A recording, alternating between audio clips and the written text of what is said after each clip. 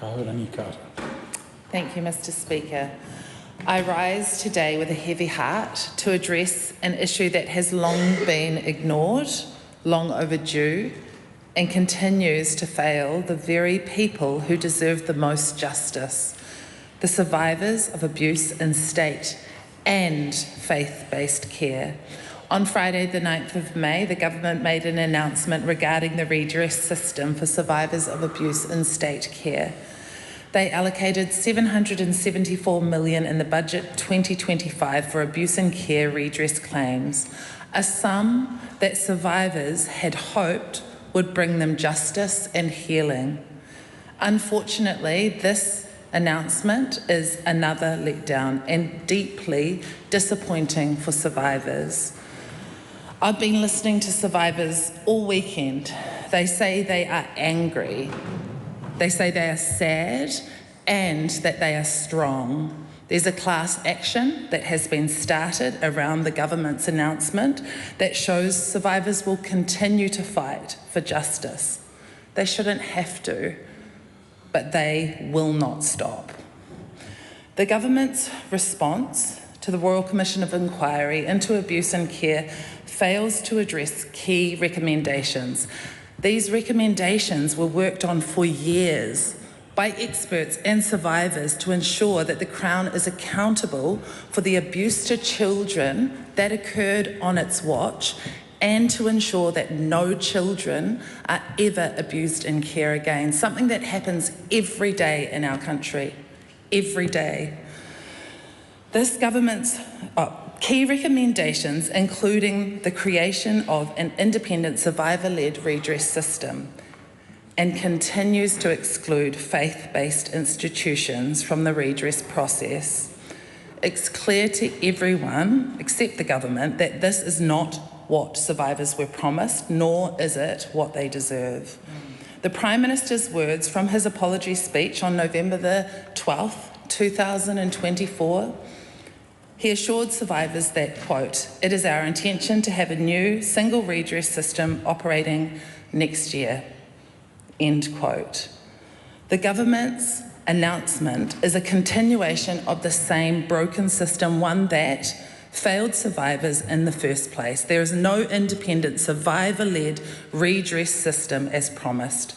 Survivors continue to be left in a system governed by the very people and institutions that cause them harm. Of the 138 recommendations made, 105 directly relate to the government. Of these, only 12 were fully accepted. And we're left with a redress process that still fails to include faith-based institutions that horrifically played a major role in the abuse survivors, children, endured. This is not progress, this is deeply unjust. $774 million is woefully insignificant. It fails to meet the scale of harm done to these survivors, these children, and is well below the international standards for compensation. It is tokenistic, it is disrespectful, and it is not enough to make up for the trauma and suffering that these survivors experienced and the generational trauma that continues today. In the words of Annabelle Ahuriri Driscoll, the co-chair of the Redress Design Group, quote, "The payments processed are still considered lower than other jurisdictions." Ihurangi Rewiti Peters says the government's response is another broken promise by this government. Murray Helsley of the Network of Survivors of Faith-Based Abuse stated that faith-based survivors feel that they have not been listened to at all and are being thrown back on the tender mercies of the very institutions that abused them in the first place. Kevin Whiffen expressed that Friday's announcement was topping up an existing rotten process.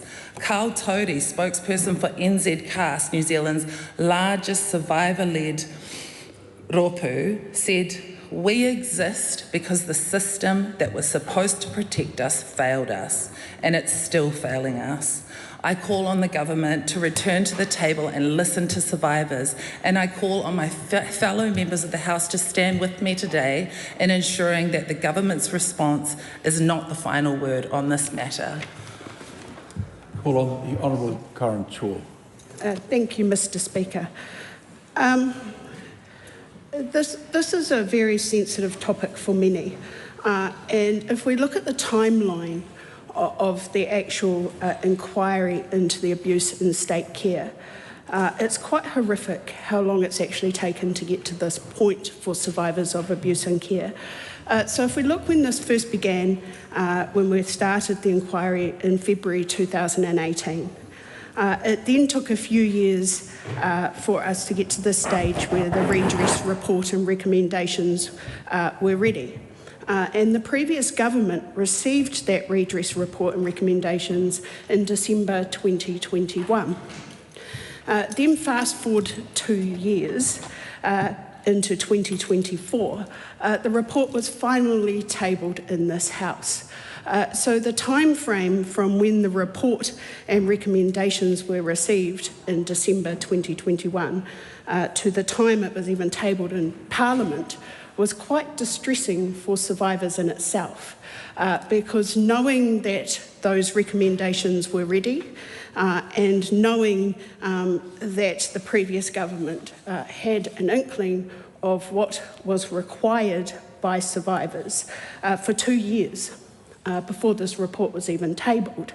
You would have thought, even though it wasn't tabled publicly in those 2 years, that the previous government would have been making plans in the background of what they were actually going to do in response once this was tabled. But unfortunately, the only response that happened, from what I can tell, is that rapid claims were looked into through MSD. The current system that survivors were saying very loud and clear was not a system that they were happy with. So fast forward to now, when, as a government, we are very committed to victims of crimes, of sexual harm and violence. We want to make sure that we get this right for survivors in care. My response to this is looking at the $774 million investment into the redress system and also strengthening the care-based system to prevent, identify and respond to abuse in the future is a good start, because at least we've laid out in black and white in a short time frame of what we are actually going to do, not only for survivors of abuse in state and faith-based care in the past, but what we're going to do in the future to prevent them from happening again. Because, Madam Speaker, to be perfectly honest, compensation is not just about money. Redress is not just about money. It's also about knowing that our voices are being heard, that the hurt and harm that has been brought to this House and put in black and white in a report of what has happened, that their voice mattered and counted towards making sure that governments in the future and agencies in the future are doing everything they possibly can to prevent that harm from happening again, which is what this government has made a commitment to doing. We are in the process of implementing a seamless service so that survivors with claims with multiple agencies now have the ability, will have the ability to have those claims managed by one point of contact. Now, Madam Speaker, that is not a separate system in itself.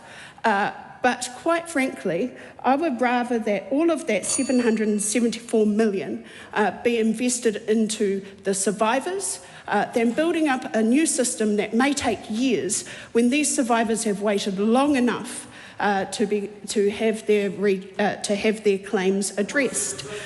We may not even know if creating a new system will make that better in the future.